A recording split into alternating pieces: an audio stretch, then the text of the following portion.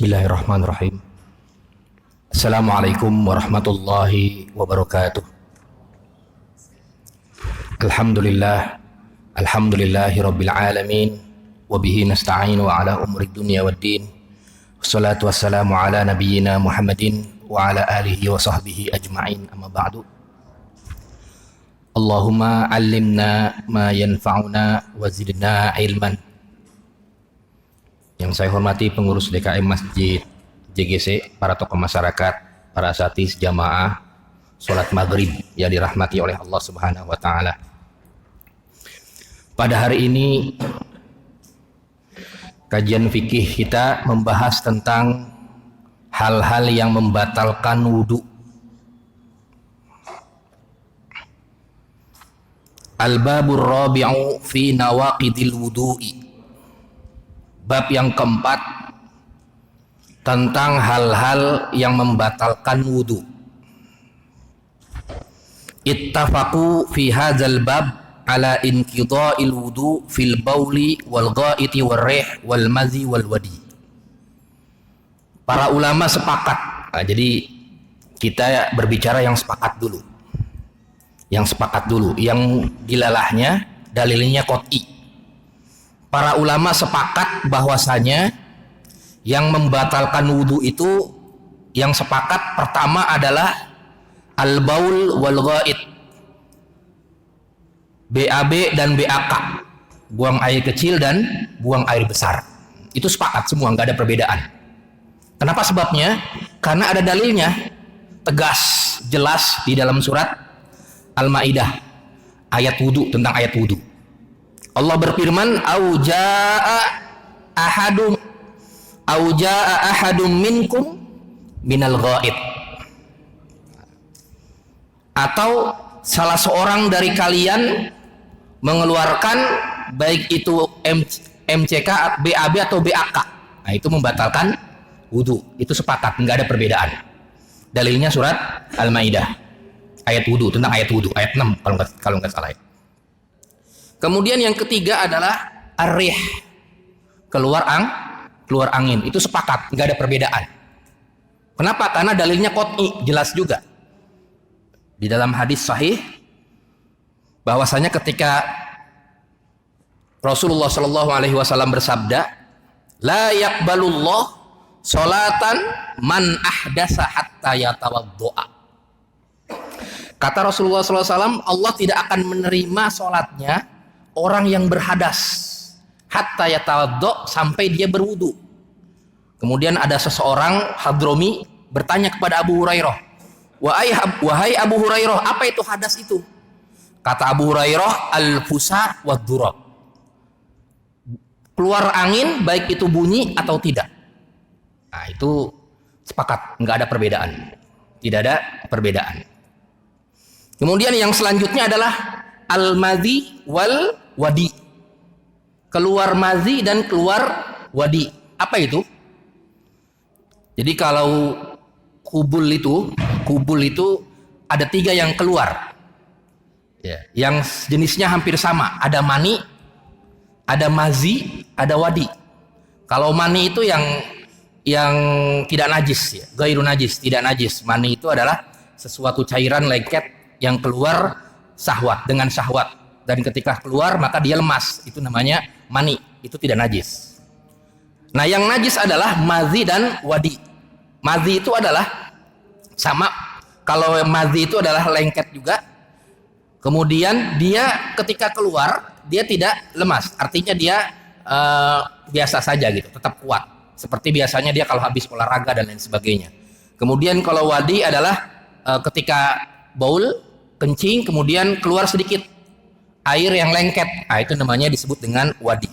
Mazi dan wadi adalah najis, ketika keluar maka dia membatalkan wudu. Nah, ketika keluar maka dia membatalkan wudu. Nah, itu sepakat para ulama. Jadi yang sepakat pertama adalah BAK, BAB, kemudian rih, kemudian keluar angin, kemudian keluar mazi, dan juga keluar wadi. Itu adalah hal-hal yang disepakati bahwasanya itu adalah membatalkan wudu.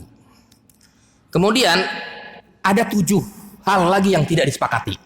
Nah, berarti yang tidak disepakati adalah ulama berbeda pendapat tentang 7 hal yang tidak disepakati.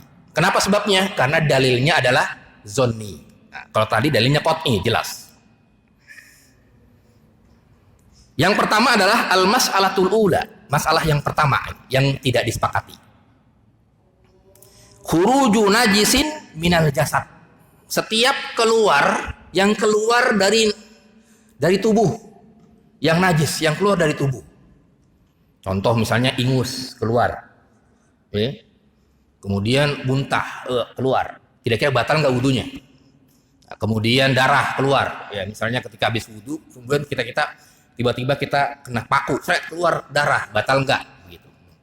Nah, kemudian misalnya reak begitu, keluar begitu kan misalnya, nah itu kira-kira batal nggak wudunya? Nah ini masalah yang pertama. Ikhtalafa ulama'ul amsar fin qidai al-wudu mimma yakhruju minal jasad minan najasi ala salasati mazahib. Para ulama berbeda pendapat tentang sesuatu yang keluar dari tubuh. Itu ada 3 mazhab. Ada tiga mazhab perbedaannya. Yang pertama, mazhab yang pertama yaitu mazhab Abu Hanifah. Ta'tabara qaumun fi dzalika al-kharij wahdahu min ayyi mawdi'in kharaja aw ala ayyi jihatin kharaja. Yang keluar dari dalam tubuh dari manapun, baik dari kubul maupun dubur, dari mulut, kemudian dari hidung, apapun keluar dari tubuh kita najis. Artinya maksudnya keluar yang najis ya, itu adalah batal wudunya. Artinya kalau keluar tersebut maka wudunya batal. Bukan hanya dari kubul dubur saja, dari hidung misalnya mimisan keluar, nah, berarti batal wudunya, wudu lagi. Tiba-tiba habis wudu kemudian keluar mimisan, wudu lagi berarti dia. Nah, kemudian misalnya keluar apa? Keluar reak begitu kan? Nah, keluar begitu reak. Kemudian juga misalnya keluar darah. Nah, itu semua keluar itu kullu najasatin tasilu minal jasad wa takhruju minhu yajibu minal wudu. Wajib baginya berwudu. Itu menurut Abu Hanifah. Kadam seperti darah, wari'ab al-kasir, ludah yang banyak tapi ya. Ludah yang banyak yang banyak betul ludahnya itu kan beda dengan ludah yang sedikit. Ludah yang banyak, wal fasdu reak, wal hijamah, bekam. Nah, misalnya ngeluarin darah bekam tuh. Bis wudu bekam kita, nah itu batal wudunya menurut Abu Hanifah. Wal qai, muntah, nah itu juga batal wudunya. Jadi menurut Abu Hanifah semua yang keluar dari tubuh kita ya, yang najis maksudnya ya, itu adalah membatalkan wudu. Itu pendapat yang pertama. Pendapat yang kedua itu pendapatnya Imam Syafi'i. Nanti kita bahas dalilnya ya. Wa'tabara qaumun akharun al-mukhrijina adz-dzakar wad-dubur faqalu kullu ma kharaja min hazainis sabilain fahuwa naqidun lil wudu min ayyi syai'in kharaja min damin aw hasan aw bul'um aw ghairiha. Jadi menurut Imam Syafi'i itu yang batal wudunya itu hanya dari kubul dan dubur saja. Jadi kalau dari mulut, dari hidung, dari mana, dari darah, dari manapun begitu, itu nggak batal wudunya menurut siapa? Menurut Imam Syafi'i. Ini pendapat yang kedua. Tidak batal wudunya. Jadi pendapat yang kedua adalah yang batal itu adalah yang hanya keluar dari kubul dan dubur. Tahu kan kubul dan dubur? Dari belakang dan dari depan, dari kemaluan dan dari belakang. Nah, itu yang keluar dari situ batal wudunya, begitu. Kata siapa? Kata Imam Syafi'i. Tapi kalau keluar dari mulut, keluar dari sini darah gitu, keluar dari hidung dan lain sebagainya, itu tidak batal. Jadi dia lawan daripada Abu Hanifah, bertentangan dengan Abu Hanifah. Sedangkan pendapat yang ketiga adalah pendapat Imam Malik. Pendapat Imam Malik, wa'tabara qaumun akharun al-kharij wal mukhrij wa sifatul khuruj faqalu kullu ma kharaja minas sabilaini mimma huwa mu'tadun khurujuhu wa huwal baul wal ghaid wal madhi wal wadi wal rih. Jadi menurut Imam Malik itu adalah yang keluar dari mana? Dari kubul dan dubur. sama seperti Imam Syafi'i, tapi Imam Syafi'i lebih luas. Kalau Imam Malik itu dia hanya goit, yes. BAB, BAK, keluar angin, mazi, sama wadi, 5 saja. Kalau keluar darah dari kubul, keluar darah dari dubur, tidak batal. Menurut siapa? Menurut Imam Malik. Tapi kalau menurut Imam Syafi'i, pokoknya keluar apapun dari kubul maupun dubur, itu adalah batal. Paham ya? Jadi ada 3 mazhab yang membatalkan wudu, ya, yang terjadi perbedaan ada 3 mazhab yang keluar dari tubuh kita. Mazhab yang pertama adalah mazhab Imam Abu Hanifah yang mengatakan bahwasanya tidak, yang mengatakan bahwasanya setiap semua yang apa, yang semua keluar semua dari mulut, dari kubul, dubur, dari hidung, semuanya itu kalau keluar darah, reak dan lain sebagainya, hijamah, itu adalah yajibu alaihil wudu, wajib wudunya. Dan juga itu pendapat yang pertama. Pendapat yang kedua Imam Syafi'i, kubul dan dubur saja, tapi lebih luas dia. Apapun yang keluar dari kubul dan dubur. Sedangkan Imam Malik hanya 5 saja. BAB, BAK, angin, keluar angin, kemudian mazi dan mani. Mazi dan wadi. Nah, itu menurut Imam Malik. Jamaah salat maghrib yang dirahmati oleh Allah Subhanahu wa taala. Kenapa mereka berbeda pendapat tentang 3 hal tersebut? Kenapa mereka berbeda pendapat menjadi tiga mazhab? Pertama adalah kalau Imam Malik dia teks, dia terpaku pada yang ada dalilnya saja. Yang 5 itu, ya kan 5 kan? Yang 5 tadi. Apa yang 5? Yang 5 itu tadi goit, ya, BAB, BAK, rih, keluar angin, kemudian keluar madhi, keluar wadi. Itu saja. Yang lain tidak batal wudunya. Karena tidak ada dalilnya, begitu. Kemudian kalau Imam Syafi'i, dia mengkiaskan. Pokoknya kan itu semua keluarnya dari mana? Itu keluarnya dari kubul dan dubur. Berarti semua yang keluar dari kubul dan dubur itu adalah batal wudunya. Kata siapa? Kata Imam Syafi'i. Kalau Imam Abu Hanifah lebih luas lagi dia. Semua yang keluar dari tubuh kita. Kan kubul dan dubur tubuh kita juga. Tubuh kita juga. Semua yang keluar dari tubuh kita yang najis-najis itu, maka dia adalah wajib wudunya. Maka dia adalah wajib wudunya. Itu masalah yang pertama yang terjadi perbedaan pendapat para ulama. Sampai sini ada diskusi tafadhol sebelum kita lanjut ke masalah yang kedua. Jadi itu ya, ada 3 mazhab. Ya. Ya.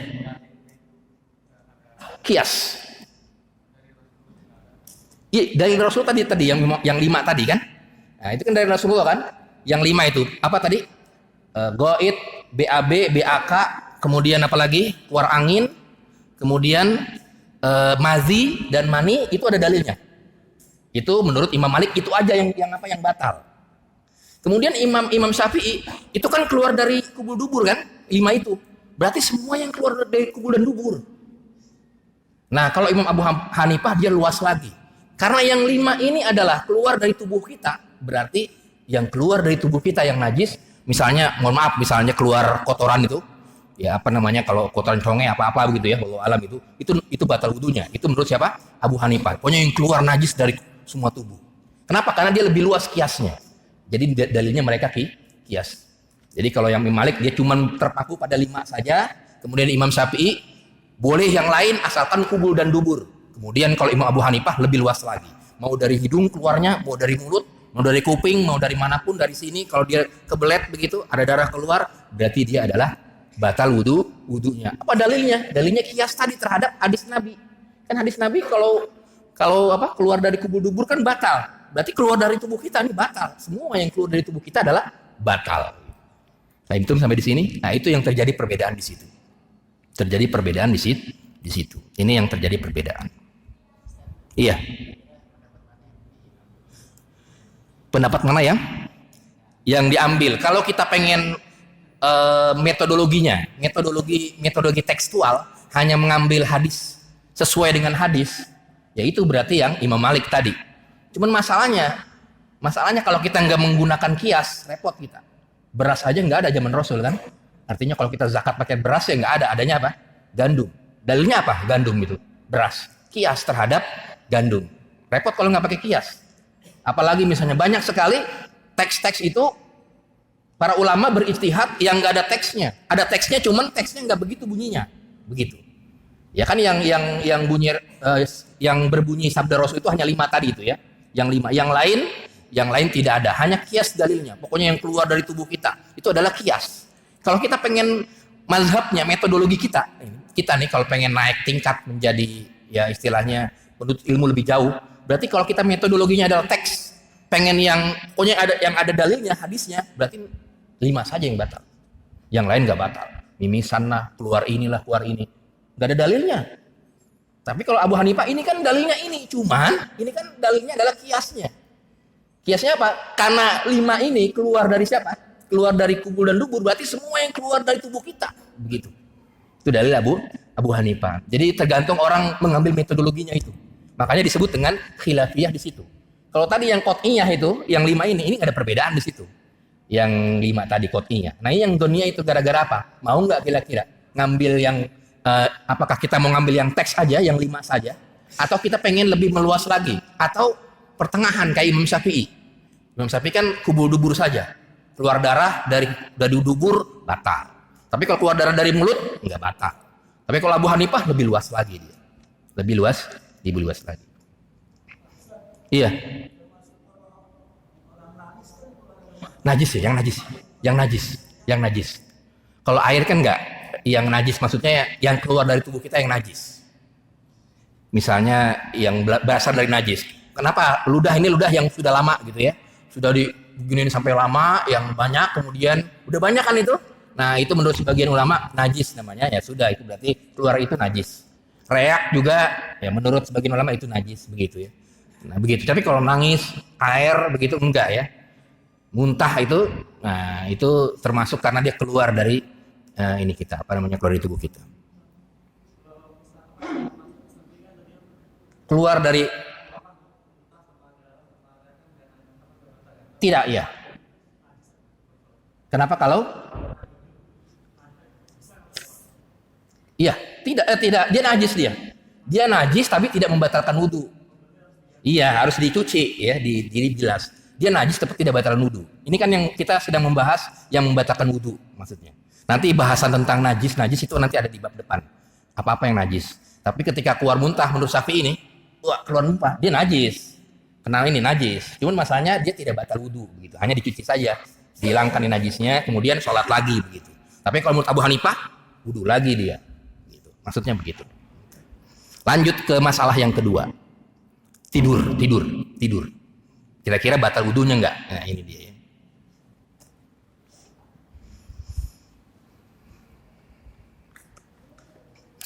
Ikhtalafa ulama fin naum ala salasati mazahib. Ada 3 juga mazhab. Pendapat tentang masalah tidur. Apakah membatalkan wudu atau tidak. Faqaumun ra'au annahu hadasun fa'aujabu min qalilihi wa kasirihi al-wudu. Sebagian ulama berpendapat bahwasanya tidur itu batal. Tidur itu batal wudunya. Mau tidurnya sedikit, sebentar, mau tidurnya lama, itu adalah batal. Pokoknya udah tidur batal, gitu. Itu pendapat yang pertama. Pendapat yang kedua adalah wa qaumun ra'au annahu laisa bihadas. Pendapat yang kedua adalah pendapat yang mengatakan tidak batal. Tidak batal tidur itu illa idza tayaqqana bil hadas. Kecuali kalau dia yakin bahwasanya dia itu berhadas, maka dia batal wudunya. Kemudian yang ketiga adalah pendapat yang mengatakan wa qaumun farraqu bainan naumil qalil wal kasir al mustaqil. Pendapat yang ketiga adalah pendapat yang mengatakan bahwasanya membedakan antara tidur yang terlelap dengan tidur yang apa? Tidur yang sebentar.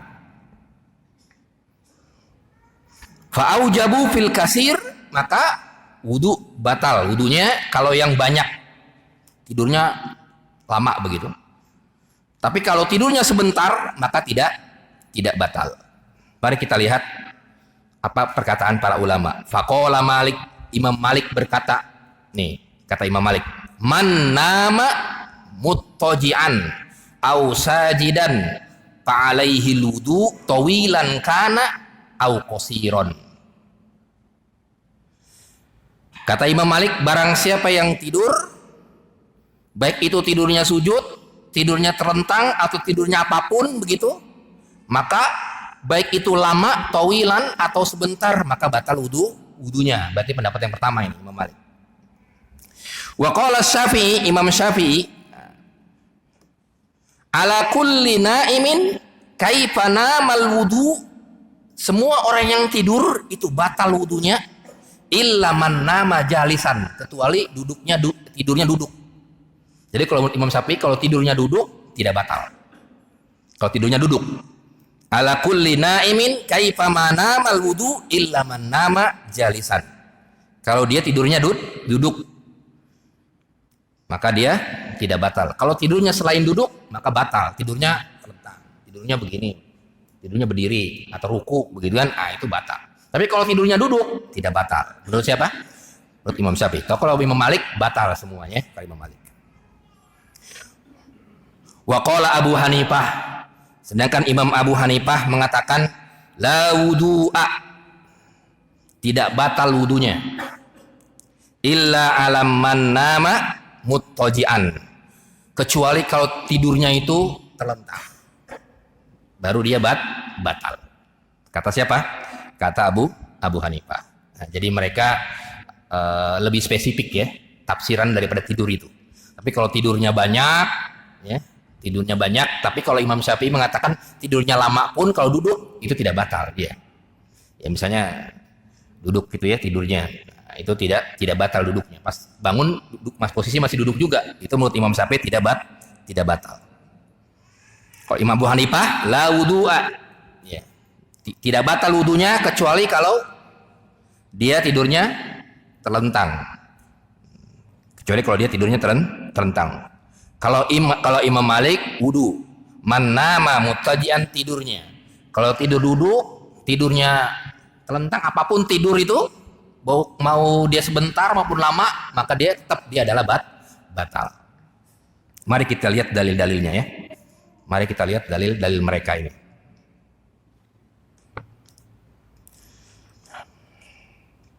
Pertama adalah dalil Ibnu Abbas. Anna Nabiya sallallahu alaihi wasallam dakhala ila Maimunah. Bahwasanya Nabi Muhammad sallallahu alaihi wasallam pernah masuk ke Maimunah, rumah Maimunah. Fanama indaha, kemudian dia tidur. Nabi tidur. Hatta sami'na ghotitahu, sampai kedengaran mendekurnya. Berarti kalau mendekur itu kan pulas tidurnya ya. Summa sholat, kemudian ketika bangun dia sholat langsung. Walam yatawaddo, tidak berwudu. Ini yang dijadikan dalil pertama. Ini dalil Ibnu Abbas ketika Nabi masuk ke rumahnya Maimunah. Kemudian Nabi tidur sampai sami'a ghotitahu, kemudian sampai mendekur begitu ya, pulas mungkin ya, maksudnya itu pulas itu ya. Summa sholat, kemudian ketika itu dia sholat. Walam yatawaddo, tidak berwudu. Kemudian yang selanjutnya, dalil yang selanjutnya adalah iza na'isa ahadukum, kata Nabi, apabila kamu ngantuk fis sholati, dalam sholat, falyarkut hatta yazhaban naum fa innahu la'allahu yazhabu ayyastaghfira rabbahu fayasubban nafsa. Kalau kamu ngantuk maka duduk. Nah, ini yang jadikan Syafi'iyah nih. Maka kalau duduk itu fa innahu la'allahu yazhabu ayyastaghfira rabbahu. Mudah-mudahan Allah menghilangkan kantuk kamu, begitu kan? Nah, ini yang jadikan dalil kalangan ulama Syafi'iyah. Kemudian ada dalil satu lagi. Anna ashaban Nabi, bahwasanya sahabat-sahabat Nabi kanu yanamuna fil masjid. Mereka tidur di masjid. Hatta tanhiqa ru'usahum, sampai dia begitu tuh. Tahfiqah itu begitu, kepalanya itu begitu ya, tidur begitu, tidur ayam begitu, begitu. Summa yusallun, kemudian setelah itu dia sholat. Wala yatawaddaun, tidak berwudu. Nah, itu dalil yang selanjutnya. Kemudian ada dalil dari riwayat Abu Dawud lagi yang bertentangan ini dalilnya. Hadis Sofwan. Kunna fi safarin. Kami itu pernah di suatu perjalanan ma'an Nabi, bersama Nabi. Fa umirna, kami diperintahkan an nanzi'a khifafana, untuk menjauhkan diri dari BAB, BAK, wa naumin, dan tidur.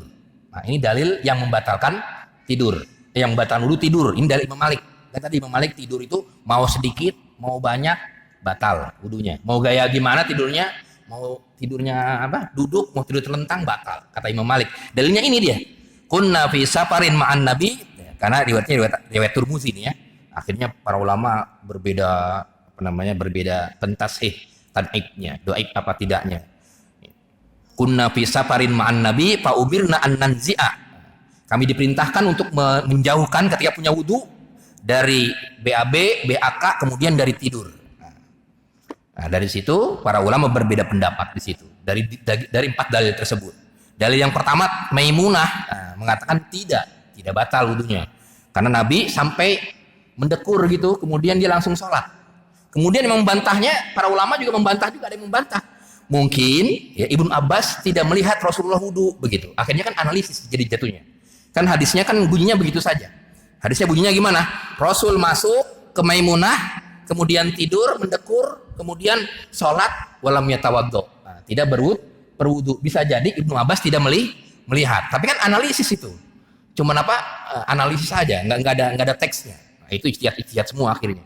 Nah, dari situ mereka dari empat dalil ini mereka akhirnya berijtihad. Tidak batal wudunya. Kalau duduk begitu. Batal wudunya. Kalau tidur, baik itu tidurnya sebentar, tidurnya lama, kemudian batal wudunya. Nah, tidak batal. Ini dari dalil yang 4 tadi. Sampai di sini ada diskusi, tafadhol. Iya. Untuk Imam Syafi'i kan duduk tidak membatalkan wudu. Iya. Bagaimana penjelasan teknis duduknya? Teknik wudhunya sebenarnya di kitab-kitab Syafi'iyah itu ya. Itu kalau teknis, kalau kita belajar kitab Syafi'iyah seperti Raudhatut Thalibin Imam Nawawi yang segini jilid itu. Al-Majmu' ini segini ini, tapi Syafi'i semua. Itu jalisan itu maksudnya apa? Apa tidurnya itu begini? Apa tidurnya tidurnya nyender? Itu dijelaskan itu. Kalau tidurnya nyender batal wudunya. Yang dimaksud adalah tidur yang bersila, kemudian palanya nunduk begitu. Itu di situ dibahasnya di mana? Di kitab-kitab Syafi'iyah itu, yang besar-besar itu. Tapi mereka sepakat ketika duduk, mereka tidak batal. Kemudian mereka menjelaskan teknis duduknya itu, kalau yang tidak batal itu bagaimana. Itu di kitab-kitab Syafi'iyah yang besar-besar itu. Itu dijelaskan secara spesifik gitu. Di kitab Syafi'iyah, Raudhatut Thalibin, kemudian di Al-Majmu'. Kalau kita pengen menggali Syafi'iyah ya itu berarti nanti masuknya ke situ. Gitu.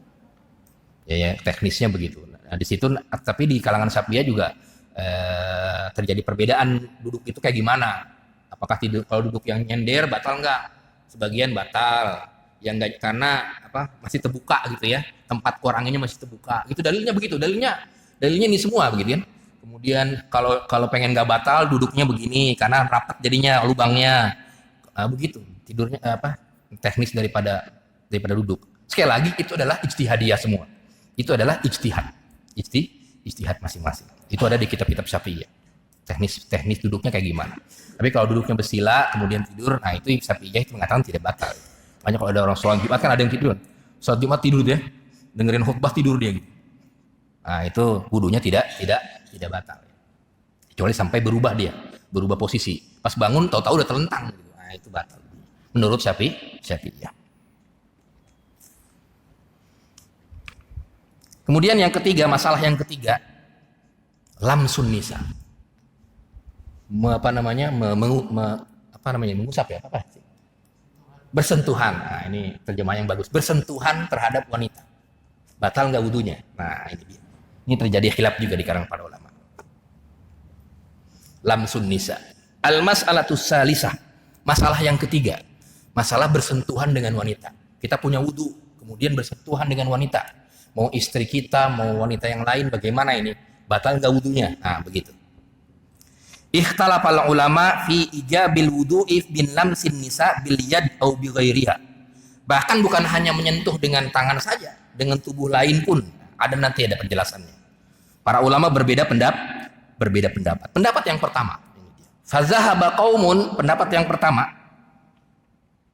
Ila anna man lamisa imro'atan biyadihi mufdiyan ilaiha. Pendapat yang pertama, kalau dia menyentuh wanita tanpa adanya aling-aling, laisa bainaha wa bainahu hijab, tanpa ada aling-aling, begini langsung kulit dengan kulit. Wala sitr, tidak ada penutup, fa'alaihil wudu, maka dia harus berwudu. Berarti apa? Batal wudunya. Itu pendapat yang pertama. Jadi pendapat yang pertama, kalau dia bersentuhan dengan siapa? Dengan wanita, kemudian dia bersentuhan, kemudian tanpa aling-aling, maka dia batal wudunya. Sawaun iltazza, sama saja apakah dia bersahwat, cuma nyentuh biasa gini, amlam yaltaz, atau tidak bersahwat. Wa bihadzal qaul qala Syafi'i. Pendapat ini adalah pendapat Imam Syafi'i. Makanya wajar kalau ada yang batal wudunya kalau bersentuhan, bahkan dengan suami istri pun batal wudunya. Jadi kalau kata Imam Syafi'i.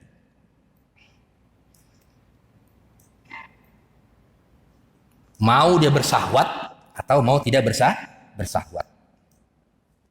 Kemudian di kalangan ulama Syafi'i juga berbeda pendapat. Farraqa bainal lamis wal malmus.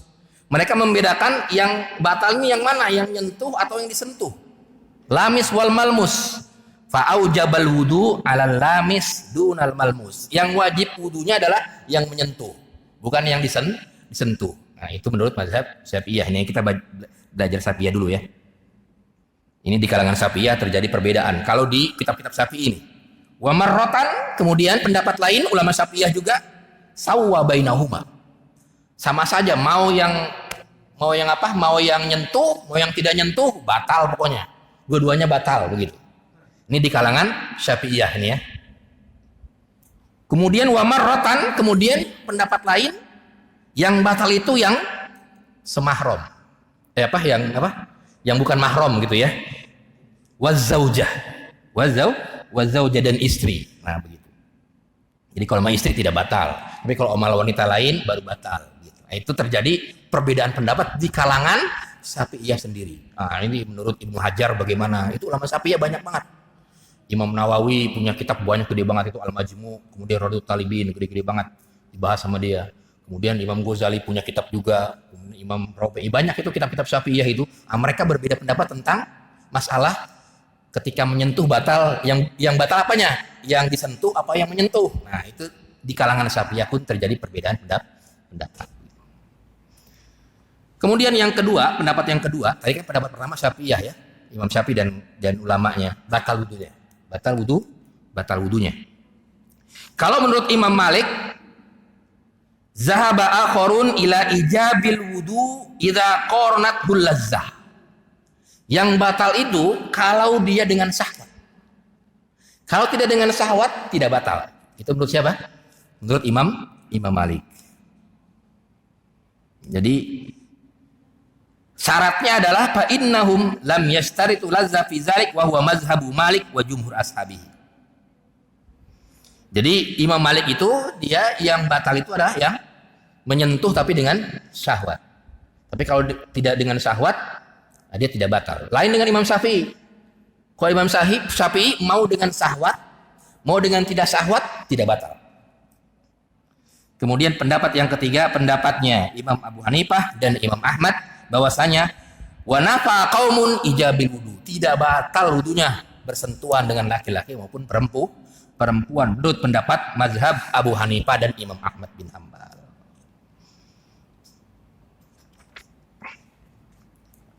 Mana dalilnya? Kita lihat ya. Berarti ada 3 tuh ya tadi mazhabnya tentang masalah menyentuh. Batal enggak wudunya? Pertama apa? Syafi'iyah.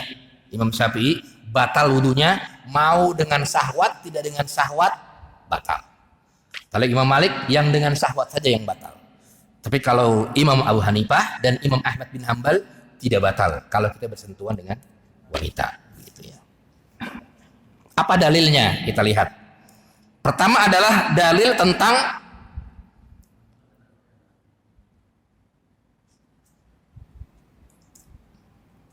ayat Al-Quran di dalam surat Al-Maidah. Allah berfirman di Al-Maidah ayat 6 masih ayat wudu itu.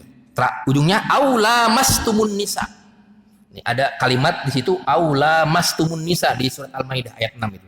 Di ayat wudu itu terakhir-terakhirnya ada aula mastumun nisa. Maksud daripada lames itu apa? Di dalam Al-Quran, lames. Apakah lames itu artinya menyentuh? Kalau menyentuh berarti batal wudunya. Kalau dibuka di kamus, lamisa itu artinya ada makna hakiki, ada makna majazi. Ada menyentuh, maksudnya menyentuh ini kulit dengan kulit. Kalau maksudnya kulit dengan kulit berarti batal wudunya menurut Al-Quran. Tapi kalau lamas itu maksudnya majazi, menyentuh itu maksudnya jima. Kamu jangan menyentuh istri saya ya. Tapi maksudnya jangan berhubungan dengan istri saya, begitu maksudnya. Itu majazi. Berarti maksudnya adalah lamas itu adalah majazi, jima. Berarti perkataannya siapa? Abu Hanifah dan Imam Ahmad. Bahwasanya ayat Al-Quran itu bukan sentuhan kulit dengan kulit, tapi maksudnya berjima. Jadi kalau kulit nggak batal, begitu. Jadi dalam Al-Quran ada surat Al-Maidah, aula mastumun nisa. Atau kamu lamas itu apa? Apa menyentuh? Kalau menyentuh kulit dengan kulit, berarti maknanya batal. Tapi kalau lamas itu maknanya majazi, berarti nggak batal. Majazi itu gimana? Misalnya kalau kita ngomong sama istri saya, jangan saya hari ini saya nggak menyentuh kamu dulu ya, begitu. Malam ini, itu maksudnya kan berjima maksudnya. Nah itu berarti majazi. Imam Ahmad dan Imam Abu Hanifah dia pakai lamas itu gimana? Majazi. Kemudian dalil hadisnya, itu Qur'annya tadi ya. Dalil hadisnya.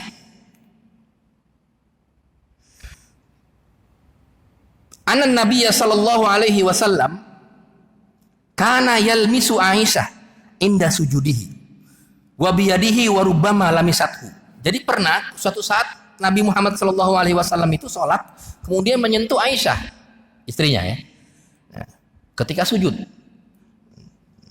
Kemudian dia terus sholat.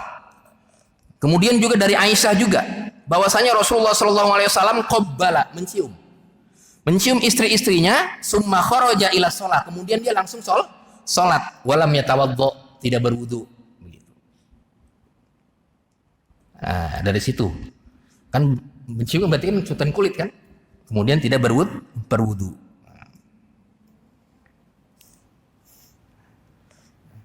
Jadi hadis Aisyah itu ya, hadis Aisyah. Jadi hadis Aisyahnya ketika Rasulullah pernah mencium istrinya, kemudian dia tidak berwudu. Itu yang dijadikan dalil Abu Hanifah dan Imam Ahmad. Nah, kalau Imam Syafi'i, ya, dalilnya itu tadi ya, lamastumun nisa. Lamas itu artinya menyentuh. Kemudian kalau dalilnya tadi Imam Malik yang kalau menyentuhnya tidak bersahwat, itu dalilnya Aisyah tadi. Nah, dia cium kemudian langsung pergi, kan tidak bersahwat. Yang sekedar cium biasa aja begitu kan, nggak bersahwat. Nah itu mereka memahami hadis seperti itu. Sampai di sini ada pertanyaan tentang masalah menyentuh kulit membatalkan wudu atau tidak. Tafadhol, silakan. Sebelum kita lanjut ke yang selanjutnya, itu massu zakar, menyentuh kemaluan masing-masing. Kenapa? Ya menyentuh apa, mau sengaja mau tidak sengaja, menyentuh aja pokoknya. Nggak ada kalimat sengaja tidak sengaja, menyentuh aja pokoknya begitu. Pertanyaannya sahwat atau tidak sahwat, itu aja. Ya gitu. Kalau misalnya sahwat berarti sengaja berarti kan. Ya itu dari di Syafi'iyah, tadi di kalangan Syafi'iyah terjadi perbedaan. Kalau mahramnya dengan mahram, Syafi'iyah mengatakan sebagian batal, sebagian tidak batal gitu. Ini kan tadi ada 3 mazhab kan tadi, ada Maliki, ada Syafi'iyah, ada Maliki, ada Abu Hanifah dan Imam Ahmad bin Hanbal. Abu Hanifah tidak batal sama sekali dia. Sama Imam Ahmad nggak batal. Pokoknya bersentuhan mau istri sama bersentuhan nggak batal. Nggak batal.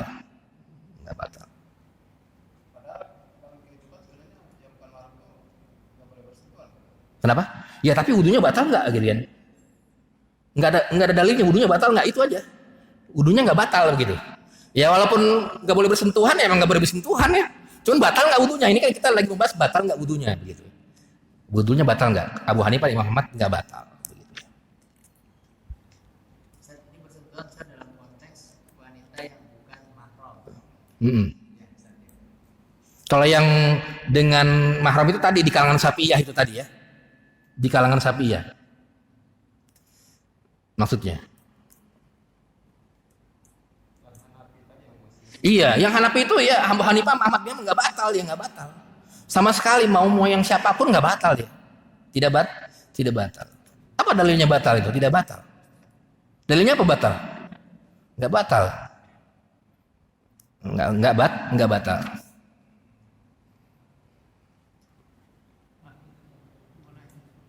Apa? Kalau kita nggak sengaja tetap batal ya Pak? Ah? Kalau kita nggak sengaja, Apa? Nyentuh? ya nggak sengaja batal, misalnya nggak sengaja kentut, nggak sengaja gitu. Batal ya, kalau kentut sengaja nggak sengaja batal ya, insyaallah. Kentut itu sengaja nggak sengaja batal. Batal. Kemudian yang yang keempat, menyentuh kemaluan. Laki-laki atau perempuan, kemaluan sendiri maksudnya, kemaluan sendiri nih. Masuz zakar, menyentuh kemaluan. Ikhtalafal ulama fihi ala salasati mazahib. Ada 3 mazhab juga menyentuh kemaluan ini. Kira-kira apa? Pertama adalah Imam Syafi'i, mazhab Imam Syafi'i. Man ra'al wudu'a fihi kaifa massahu. Dia batal menyentuh kemaluan. Jadi kalau Imam Syafi'i, antum bermadzhab Imam Syafi'i, ya, kalau kemaluan sendiri dipegang batal dia. Batal wudunya. Imam Syafi'i. Wa minhum man lam yara fihi wudu'an. Kalau Imam Abu Hanifah tidak batal. Tidak batal. Wa qaumun farraqu baina ayyamassuhu bihalin aw la yamassuhu bitilkal hal. Sebagian ulama berpendapat, ini Imam Malik, menyentuh itu dengan syahwat atau dengan tidak syahwat. Kalau dengan tidak syahwat tidak batal. Kalau dengan syahwat batal. Nah, itu Imam Malik. Kemudian pendapat Imam Ahmad juga ada di sini. Mereka membedakan antara menyentuh yang di mana? Yang di dalam ini dengan yang di luar. Kalau yang batal itu fa'aujabul wudu, yang batal itu adalah yang di luar ini, yang di dalam ini batin. Nah, jadi menyentuh dengan ini, nah, ini batal yang di sini. Tapi kalau menyentuh dengan ini tidak batal. Nah, itu begitu ya. Kenapa mereka berbeda pendapat? Gara-gara hadis satu ini. Tariq bin Busroh. Dia mendengar Rasulullah Shallallahu Alaihi Wasallam bersabda, "Iza massa ahadukum, kalau kamu menyentuh kemaluan kamu, falyatawaddo, maka berwudu." Nah, ini dalilnya ini. Riwayatnya riwayat Imam Malik. Dalil Imam ini.